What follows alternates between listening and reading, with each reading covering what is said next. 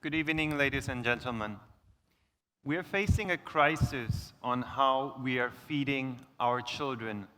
Only 1 in 3 children in low and middle income countries consume a diet that meets just the minimum criteria for diversity. Only 1 in 6 children have diets that meet the criteria for diversity and frequency. Why am I mentioning this in a meeting on food systems? Because we believe that the actions we take within food systems will be crucial towards solving these crises. I also think that it is very important that we talk about children in the context of food systems, because the food security that children need is very different from the food security of the general population. That is, if we talk about the food security of children in the first months of life, that means that these children should be breastfed exclusively. So we should be asking ourselves, what mechanisms do we put in place to protect this period? How do we support mothers to be able to breastfeed their children exclusively?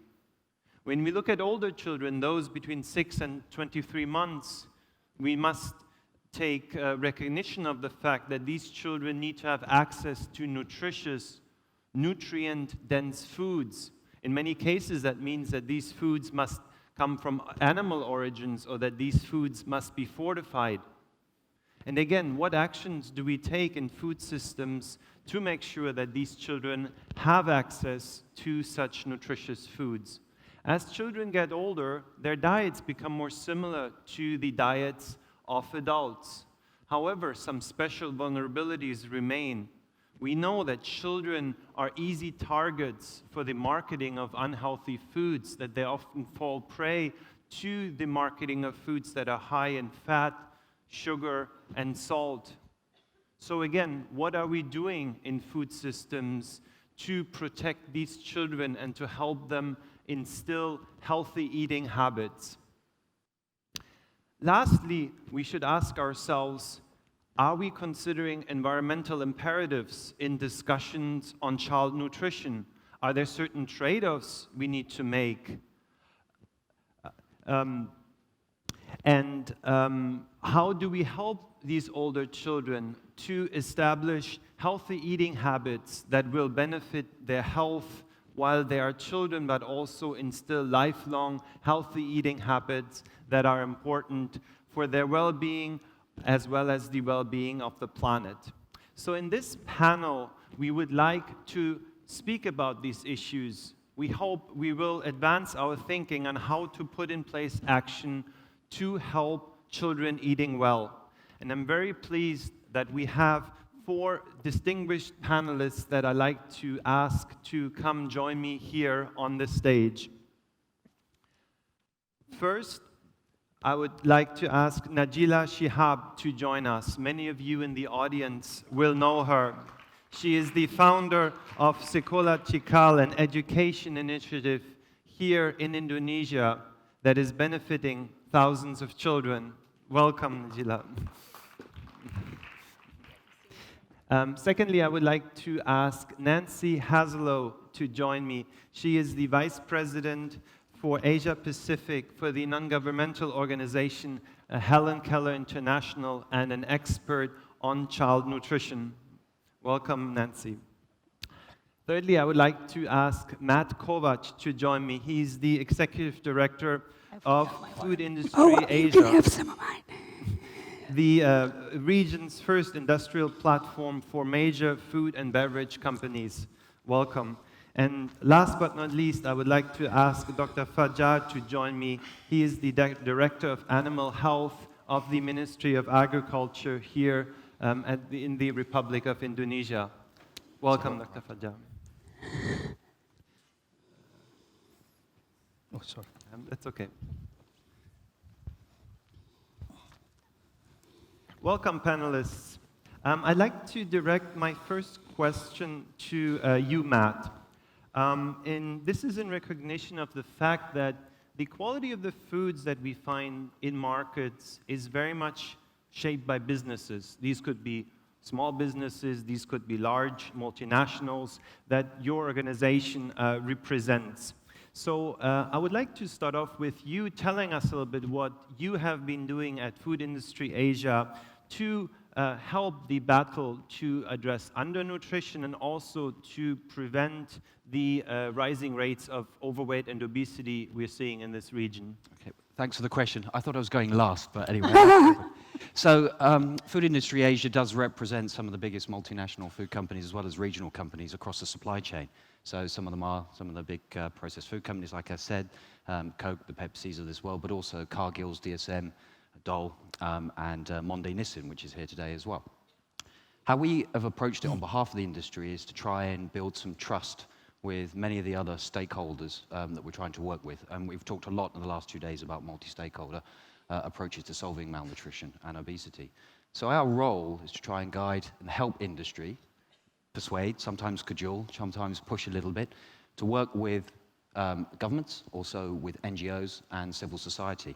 How we've approached that in ASEAN is that we have recently set up a public-private partnership. It's in its infant stage. I would say it's more of a broad coalition, but our aspiration is to get to a fully fledged public-private partnership that addresses both malnutrition and obesity issues. And that's looking at a range of different interventions that can be applied at a community-based level in different markets. One example, and a concrete one, because I'm conscious that people want to say, well, what is it that you've done? We've already had a couple of workshops with the Ministry of Health in Malaysia to discuss how we would actually involve adolescents, teenagers in schools to come up with their own interventions of what they think is a suitable food environment, guided by nutritionists, teachers, and other leaders in the community. So we're working on that type of opportunity to represent industry across the supply chain. On the malnutrition side, again, Arifin is starting to look at that, but primarily at the moment, I'll be honest, we haven't done as much work on that, but one of our members, DSM, has been extraordinarily active in that environment. Excellent, thank you. And there are a lot of points that I'd like us to come back to. But Nat, you mentioned the word adolescence, the work you're doing in this age group, and I think this is a perfect transition to a question I'd like to direct to you, Najeela.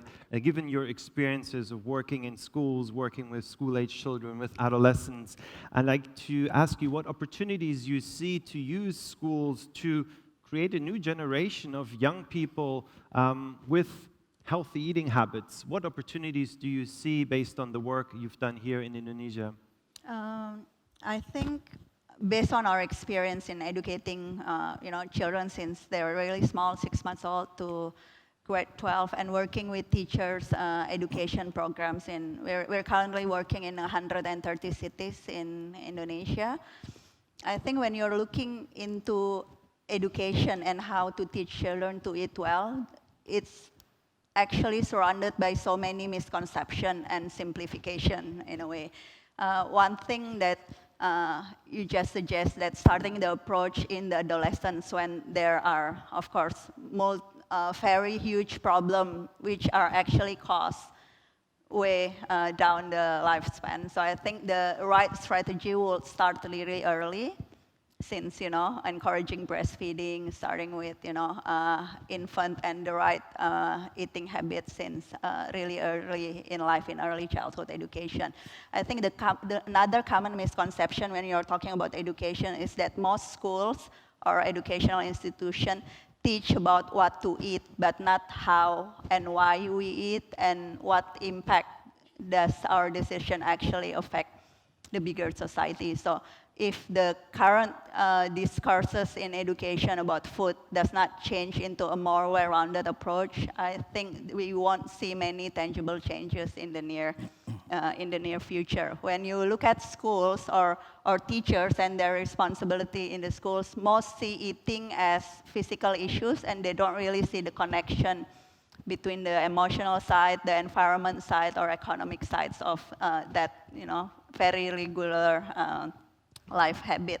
And I think the parent side are really important too. We're working in parents' education in different cities in Indonesia as well. And what we are seeing in the field is parents that is still using food as discipline tools, giving it as, a reward of certain good behavior, unhealthy ones as reward for good behavior, and using it as punishment tools.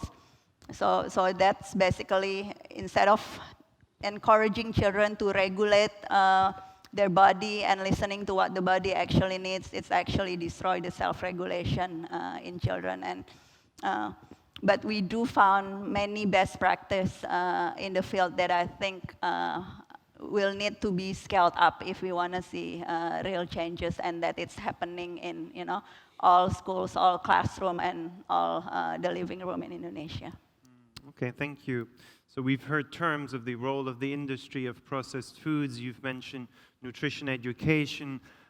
Nancy, you've been working a lot in this region on determining what are children eating, what are their practices, what foods are they consuming, which processed foods are they consuming, at what ages.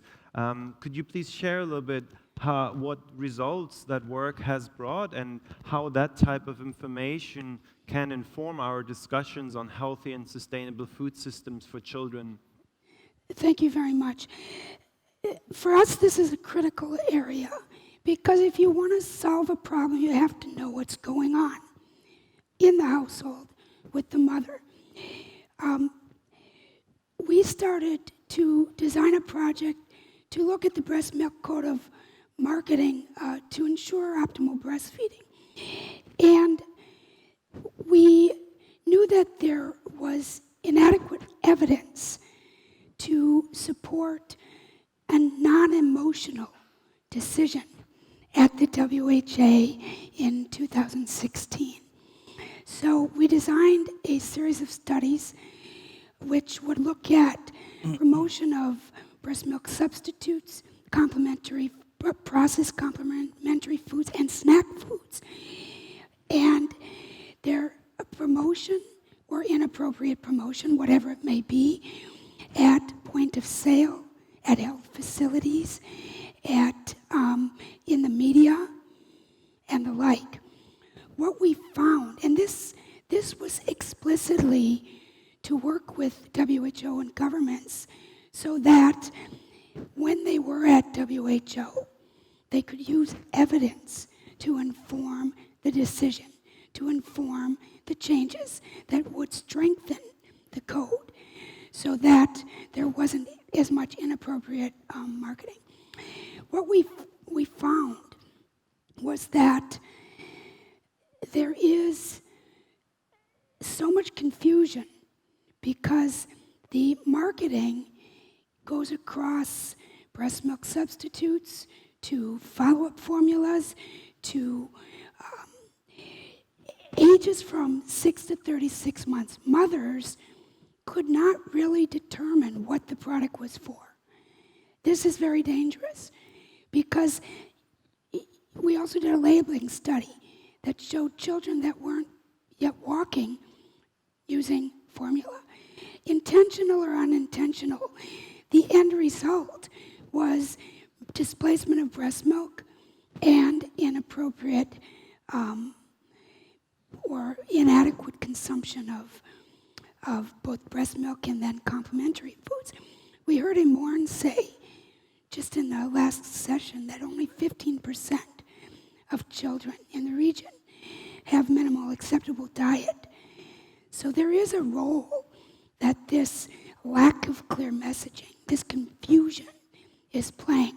Mothers are the ones making the decision what to feed their children, but they don't have a clear message what that is. We've also looked at the snack food that's being fed and promoted to children near schools and the like. And again, find that there's a very thin line between companies trying to make a profit and expanding the market inappropriately for children. It's creating unhealthy diets. Thank you, Nancy. And Dr. Fadjar, from your vantage point, you work in a ministry of agriculture. You have been part of national efforts that led to the design of the food and nutrition strategy policy. Yes. How is that relevant in our discussions here on having healthy diets for children? Could you explain that to us? Yeah. Thank you for the question and also the opportunity to share our works, particularly from the Ministry of Agriculture. So I think the policy strategy for the food and nutrition is very closely related with the how to produce and to provide food, but it's not only to provide the quantity but also the quality of the food. So as you know that we already have the policy on this matter. So and fortunately is already stated in our food laws number 18 2012, and also fortunately is already also followed up by the presidential regulation number 83 2017. But the most important thing that under of this policy we have two kind of interventions. Specific nutrition and also sensitive nutrition, which is the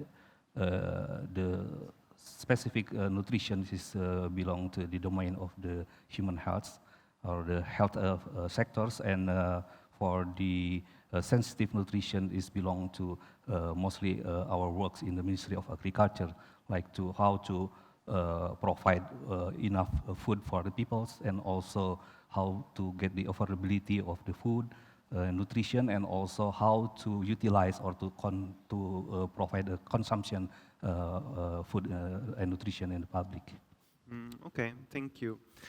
Nancy, you use this term, there is a fine line between profits and the well-being of children, and I'd like to maybe use that as a starting point for my question to you, Matt, and you probably knew that this is something I would perhaps ask you, that is, you know, how in companies, when you're accountable to stakeholders, what is the decision making? Are there any trade-offs between pleasing stakeholders and achieving results for children, improving their nutritional status, and also making decisions for the profit of the environment? How is that handled by the industry?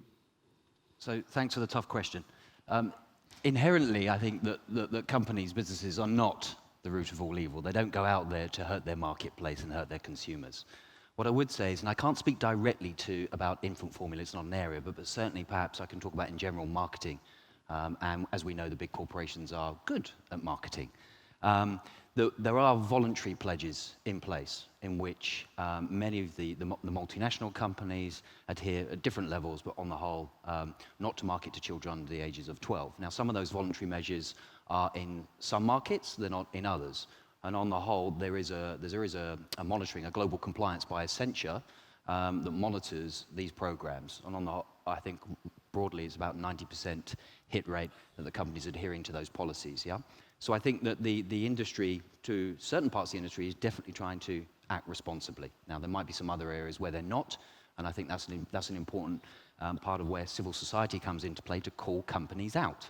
And I think we've heard that a little bit over the last 2 days. It's like, okay, if a company makes a mistake, call it out, and then we address it. But, you know, businesses do not inherently make decisions to hurt their marketplace or hurt their consumers, I think. I think what's essential in this is, while some of the big multinationals are making some of these commitments to this, how do we bring along some of the SMEs and other players to be actively involved in this process as well? So I think that's what we need to consider too. And do you see any mechanisms at play that would really help businesses as a community to improve their practices? One thing that I'm thinking about is, for instance, the access to nutrition index. Do you see that there are mechanisms that can maybe lead to a race to the top, if you will, or is this just naive? The access to nutrition index is excellent because I actually think it encourages what it does. I can tell you internally, companies look at that mechanism very, very closely and definitely try to change some business practices in order for them to improve. I mean, it's competitive out there for businesses, and those are the types of mechanisms that I think are very positive to encourage change amongst businesses. Thank you. You mentioned the role of civil society in this. And Nancy, I'd like to ask you, is it really about voluntary measures? Are these good enough? Or is it actually about regulations in certain areas? What's your thinking there? That's an excellent question. First of all, I want to point out that the Code of Breast Milk and there's regulations, WHA 69.9 resolution, many countries have adapted. That's one point. However, a resolution does not necessarily translate to action at particularly at the lower levels. So therefore, there must be, along with policies, there must be monitoring mechanisms that are adhered to and that make companies accountable. We've worked with the government of Cambodia to set this up in a coordinated fashion, but still, there's considerable violations with not so much accountability. Governments also have to decide, is this company sanctioning a company what they want to do for their economy? I think we need to put children first. And we need to stop making this a gray area because it doesn't do the planet or any of us any good. So yes, there is definitely a role civil society has to make, but we also are in countries as guests of the government. We are there to help support for HKI to bring out the evidence, to work together to solve the problems. I don't think companies are evil empire. Absolutely not. They drive economies, create jobs, but there should be a child feeding that's sacred, that doesn't, somebody mentioned earlier this week, are individuals willing to pay more to choose foods that save the planet? And I guess I would ask, are companies willing to make less profit to protect optimal child feeding? So. Thanks. Najeela, another environment where the influence of industry is often debated is at the level of schools. A lot of schools have become dependent on funding from certain industries. We know that schools are places where certain foods, certain very unhealthy foods, are being promoted. Is this an issue here? What is your thinking? Do you have any solutions?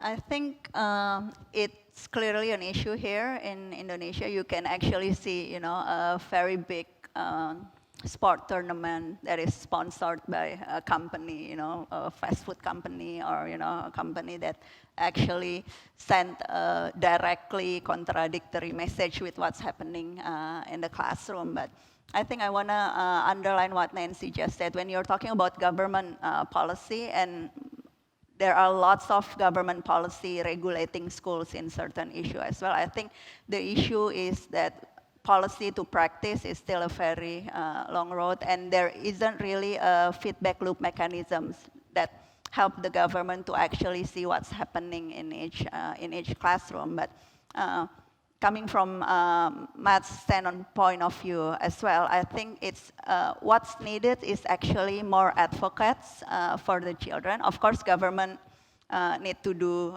their role, and the company need to do certain part of the initiative as well. But having an empowered teachers and parents who are actually dealing with children day to day, who can actually see the impact of really good eating habits, how it affects a child at very personal level, socially and emotionally. I think that will be the best strategies that we need to aim for. The problem is most parents don't actually have the capacity to choose. They don't have enough understanding about what's healthy and not, and how their family decision affect the bigger ecosystem.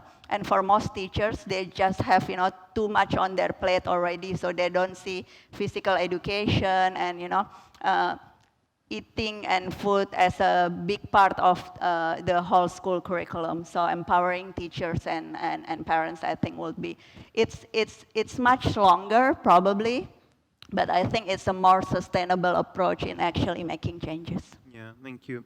Dr. Fadjar, is your ministry contributing to making available nutritious foods to school-age children? Of course, your focus is on the animal husbandry side. In my opening remarks, I pointed out the importance of animal-based foods, especially for young children. Yes. But what is your thinking here? Yeah, actually, we still have many big opportunity. For example, our consumption, national consumption of food animal origin is still lower in Indonesia, and I think in most of the developing countries. So we still have a very big gap of the minimum consumption. For example, in Indonesia now we are around 2.54 kilogram per capita per year for beef consumption. So it's still very big opportunity to increase the production and also to provide the protein animal origin. Thank you. Okay, I'd like us to shift gears, and we mentioned in the opening remarks that we're talking about this initiative of children eating well, and in the context of Asia Pacific, one area we're looking at specifically is around urbanization, which brings many challenges, but also many opportunities. Matt, from your point of view, from the industry side, what opportunities and what perhaps challenges do you see with increasing urbanization for us to be able to feed our children well? Yeah, it is a challenge with rapid urbanization, and certainly in Asia where there's going to be several megacities, yeah? And in terms of the distribution networks, I think perhaps I might point to one initiative in Singapore that's been driven by the Singapore government of trying to understand convenience foods, yeah? Because, you know, certainly in the context of Singapore, a lot of the time you have two parents that are working, they have children, you know, so getting home and cooking that real nutritious meal from scratch can be a real challenge. So I think it's a question of where the Singapore government is working with industry on looking at how they would produce more, certainly in convenience foods and processed foods, how would they make those healthier? At the same time of, it's our job here as well to look about that broader food system and saying, how do we make those bigger changes as well? So I think, you know, there are opportunities, and I wouldn't like to have a sort of a debate where all processed foods are bad. That's simply not the case. You really have to drill down at a very localized level and understand the household on what sort of pressures they're under as well. But definitely from the food industry's perspective, there's a whole range of initiatives to reformulation and renovation, to strip out sugar, salt, and saturated fats from products. We know this, and this is what we call sort of a bit passive. But I think some other companies are being much more proactive in adding certain types of nutrients back into products. But again, I think it also goes back to, I think we started the conversation on education with kids as well, yeah? Kids are an influencer at home, especially with their parents. And I think trying to figure out how we tap into that and use other mentors, not just teachers and parents, but maybe sports coaches and others to teach kids what are good and healthy eating practices would be absolutely essential, particularly in urban environments where we know there are other issues around lack of playgrounds and lack of access to physical activity outlets. Thank you.